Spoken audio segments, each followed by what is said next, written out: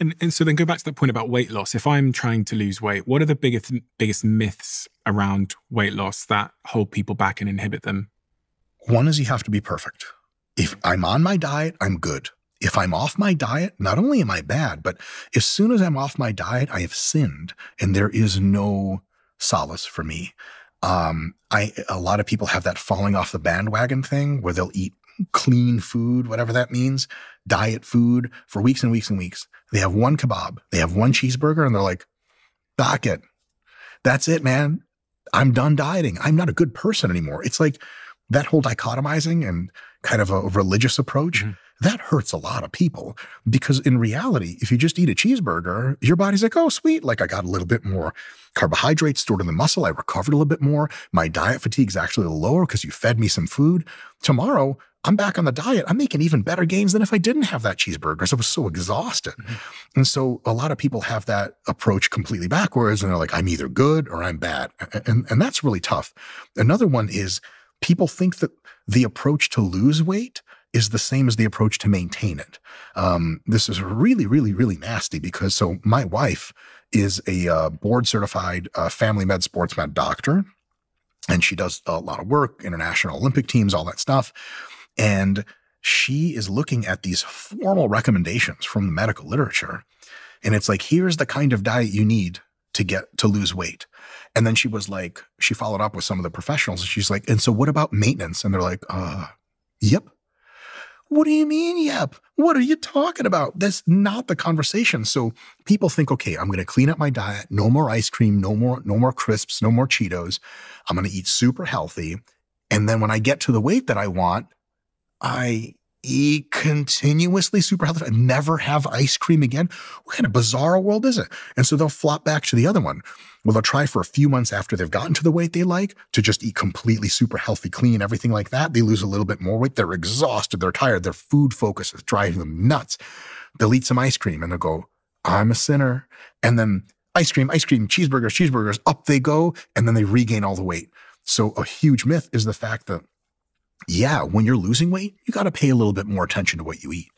But once you've gotten to that weight, you both need some time.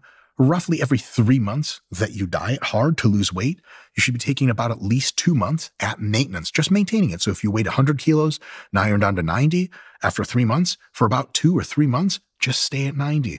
Eat mostly the healthy stuff that you were, but throw in a little junk in there. Maintenance, again, is much easier than losing. When physiologically and psychologically, your diet fatigue comes down after those 2 or 3 months, you're able, if you'd like, to start dieting really hard again to get to that next goal that you have, or you just live in balance for the rest. But if we tell you, like, here's your diet to make you lean and healthy, and you're like, okay, how long do I have to do this? And the doctor's like, forever? What am I supposed to do? I'm never allowed to have tiramisu after dinner ever again. I'm like, well, try not to. That's terrible advice. And not only do medical people too often say that, most people have that in their heads. And it's a very, very untenable situation. One of the big sort of narratives that I was exposed to for most of my life about weight loss is that 80% of it's diet. What do you think about those ratios? How much of weight loss is determined by diet versus exercise? Yeah. Diet has a bigger effect than exercise. As a heuristic, I'm very comfortable with 80-20. There are a couple of reasons for that. One is there's the constrained energy hypothesis. It's also called Ponser's paradox, based on Hermann Ponser's work in physical anthropology. And so basically they realize that the amount of physical activity that humans can do has a range. But if you try to get people to like double their physical activity, you say, look, I'm not going to change my diet. I'm going to work out twice as much as the next guy. Your body becomes so fatigued so rapidly, and your metabolism adjusts itself. Your physical activity that's not planned exercise, like how much do you get up when someone calls you? Are you still on the couch talking to them? Or how much do you get up and walk around your kitchen a bunch? Your body makes all these adjustments. So if you try to really outwork a bad diet, it doesn't work. And usually you just come back to the same physical activity because you're too exhausted to continue, and then you failed.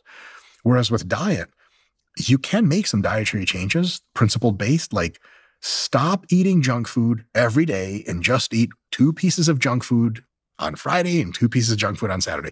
Just that alone is sustainable. Your body, as long as these are filling foods, a lot of veggies, fruits, whole grains, lean meats, you're not hungry. You're just like, damn it, I want a bag of chips. That's not a reason. That is mostly psychological. It's not physiological.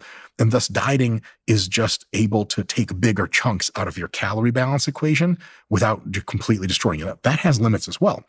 You can't diet forever, so you have to take it in chunks. Another thing is this: in order to burn a lot of calories, to lose a lot of weight, you got to do some serious work. The average person will burn something like 100 to 150 calories per mile run. Oh my God, you start thinking about it, like a donut has 300 calories. How fast, Stephen, can you eat a donut if I time you?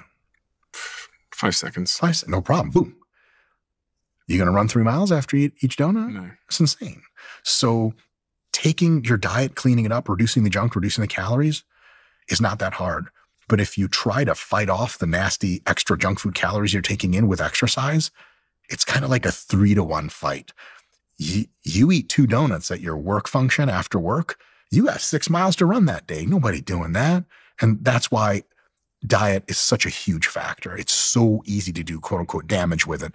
And it's much easier to take control of it versus with exercise. The boundary layers are just smaller. And what you would have to do to fight the bad diet is just grotesquely large and outside of those boundary layers. I think this a lot because I think people typically assume that the way to lose weight is to go do a run. Yeah. That's typically, you'll see people in the gym, and if you ask someone why they're on the running machine, they'll probably say, I'm trying to lose some weight. Yeah. It helps a little bit. But if you run and you burn 200 calories extra per day, 3 days per week, that is 600 extra calories you're burning through the week. That's good stuff. You can lose some decent weight like that. Aren't you just going to be more hungry, though, afterwards? Typically, exercise does not dependably increase your hunger in most people. So depending on the context and the individual, it's not a dependable thing to say that doing more exercise necessarily makes you more hungry, which is kind of cool because usually you're not really any more hungry. And if you stick consistently exercise, but you control your diet, you're good to go.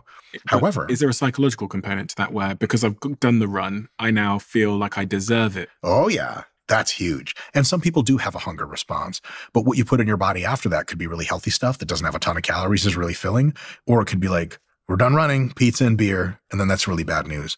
But real quick, so let's say you're burning 600 calories extra per week by running 2 miles at a time or whatever. You run an extra 4 miles per week, right? 600 calories per week. Okay, what is that? Well, to burn a pound of body fat, you need to get 3,500 calories per week out of your diet or do 3,500 extra calories of activity per week. 600's a drop in the bucket to that. You'll never notice. I mean, yeah, after a year, you'll lose like 2 or 3 pounds or 5 pounds or whatever. Nobody thinks in terms like that. But if they were to simply alter their diet and keep training to keep the calorie burn at a moderate to high level, but take food out of their diet, especially through junk food, the total calorie sink deficit they can make for themselves is now in the hundreds of calories per day. Now you're losing a pound of fat every week. Now you're having big results. Is there a preference between doing cardio or strength as it relates to long-term weight loss? Because I'm thinking if I've got more muscles, then surely my body's going to need more, it's going to burn more calories. Just by a small margin. Oh, really? Almost unnoticeable. Yeah. So your body versus my body, you're not burning more calories. How much do you weigh? 90, I don't even know it in pounds. It's about 92 kilograms. Okay, solid. So I currently weigh which is about 98 kilograms. 202 pounds. So 202. So I weigh like 216 to 220 right now. So we weigh not too far off each Not other. too far off. So even though I have considerably more muscle. In your opinion. In my very biased opinion right now. No dysmorphia here. I would be burning a teeny bit more fat or more calories per day because of my higher muscle mass, but it's mostly my absolutely higher weight. So for example, the people in the world that burn the most calories and need the most calories to sustain their body weight are the fattest people in the world. That like lady that weighs 800, 900, 1,000 pounds, like just to keep her the same size, it's 15,000 calories a day. Wow. And if it was all muscle and no fat, somehow she was 1,000 pounds of muscle, which would be sweet to look at. She would be burning like maybe 16,000 calories per day instead of 15. And probably even that's an exaggeration.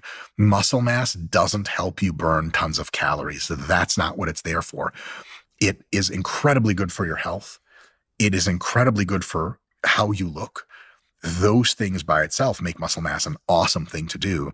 But it is neither true to say that cardio reliably over the long term burns lots of weight off. And it is not true to say that gaining lots of muscle burns lots of weight off. What is really, really critical is, do you have a well-controlled, nutritious diet? And do you have an average, moderate to high level of daily physical activity? Dancing and swimming and running and having fun and chasing your kids. If you're on the higher end of activity, not psychotically high to where you get super tired, just not being a total slouch, and making sure you're aware of your body when your diet, that's what really pays these massive dividends in long-term weight control. It's not like, well, if I put on a ton of muscle, that's great for everything else. It makes you super healthy. It makes you look really awesome. It gives you the ability to, like, I don't know, like do real world stuff, defend yourself, things like that. That's what muscle is there for. It's not the greatest like calorie sink in the world. I wish it was. I'd be eating cheeseburger right now. If you love the Diary of a CEO brand and you watch this channel, please do me a huge favor. Become part of the 15% of the viewers on this channel that have hit the subscribe button. It helps us tremendously, and the bigger the channel gets, the bigger the guests.